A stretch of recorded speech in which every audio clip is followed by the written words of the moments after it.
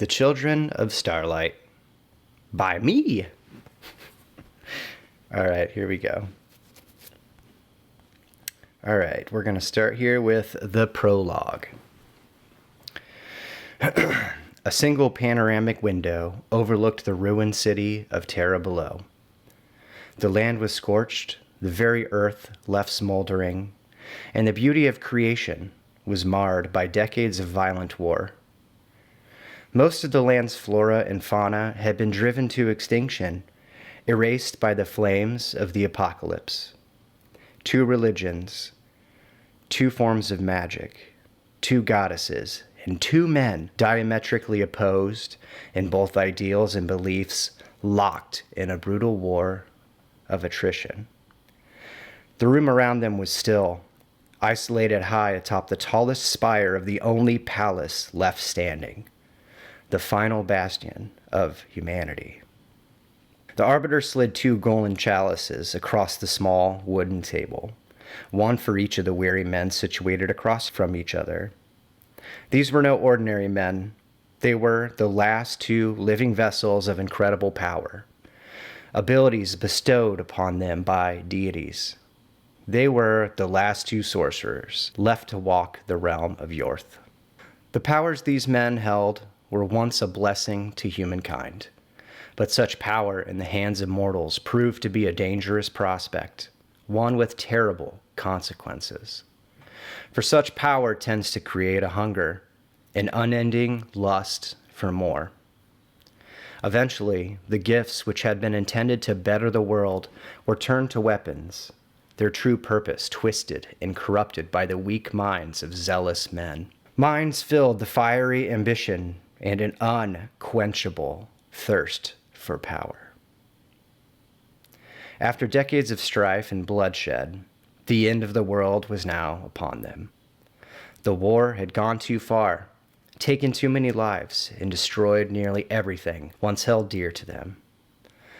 The only solution, a chalice, decorated with rubies and other precious gems, rested on the table in front of the 2 men. Cheers, y'all. Let's drink these chalices up. Here we go. I probably shouldn't have that in the shot. Okay. It could have been different. Oh, whoa. Whew. It could have been different, said one of the men as he received the chalice with shaky hands. His eyes were bloodshot from exhaustion, his face dirty and aged. His white beard was overgrown with like a dense briar, and his once immaculate white robes were stained and tattered. It should never have come to this. Some things are inevitable. You, of all people, should know this. The other man, situated across the table, turned his golden cup around in his hands, inspecting the jewels adorning its sides. This man's choice of outfit was intentional, symbolic. He wore long, jet-black robes in contrast to his opponent. It was a subtle but powerful sentiment. Unlike his counterpart, he had taken the time to bathe prior to their meeting. His robes were freshly laundered and his short beard trimmed to perfection. Yet another statement. Round his neck hung a stone pendant, the color of deep ocean water, with a faint glow emanating from its core. "My lords," the Arbiter interrupted, standing over the table, watching each of the sorcerers closely. He was tasked with making sure that the pact was fulfilled and that no deception was at play. "You both agreed to the terms, and all matters have already been settled. It is time. Shall we proceed?" "Of course, Arbiter. I am more than ready. Are you?" The man in black replied, directing his question to his counterpart across the table. "To think it would come to this," the white-robed man spoke as he pulled his chalice closer, shooting a disapproving glance across the table. "Look at us, old friend. What have we become? If our fathers were here, they would be ashamed. Those days have long passed, old friend. All because your incessant hunger for power, Umbras." "My lords," the Arbiter spoke sternly, his patience waning. "You are deluded, Xanathus," the man in black, called Lord Umbras, shouted. You think of you and your family as some altruistic protectors of Yorth. Enough, the Arbiter shouted, slamming his fist down onto the table. The bickering ceased, leaving a silent tension hanging in the air between the two men as they stared at each other with hatred burning in their eyes. If we must, then we must, Lord Umbras replied. The men hesitated, both waiting for the Arbiter to continue with his assigned duties. It had all come to this, the only resolution remaining. There would be no clear winner of this war, no prize and no glory to be gained.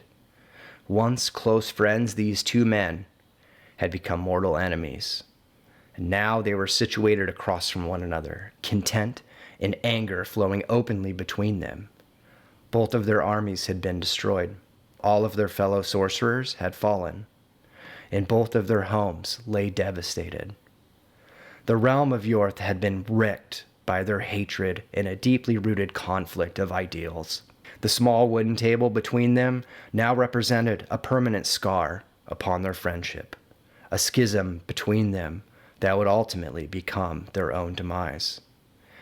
Differing ideals, differing morals, differing beliefs, incompatible and destructive differences.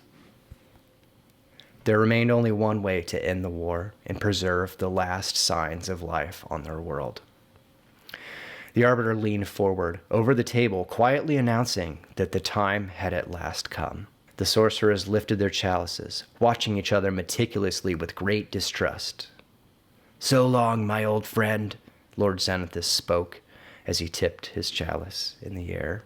If only just for now, Lord Umbras smiled, raising his in response. Together, they drank the contents of the cups, then placed them on the table. They each leaned back in turn, waiting in silence, studying each other's reactions.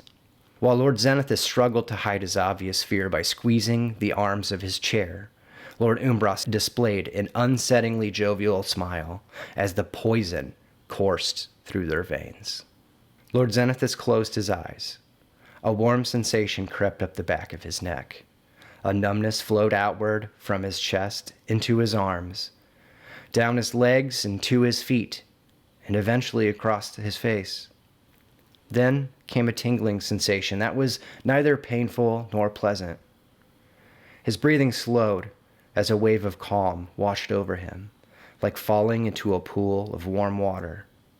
His eyelids became heavy, as if invisible strings tied to rocks were attached to them, and the world started to fade away.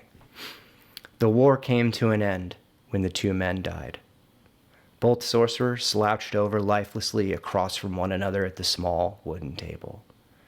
The Arbiter, feeling their necks for a heartbeat, confirmed their deaths. He would then announce to the world that resolution had at long last come. Half-hearted celebrations would be had among the few remaining survivors as the horrors of the Great War had finally come to an end. And with the passing of the last two sorcerers, magic left the world.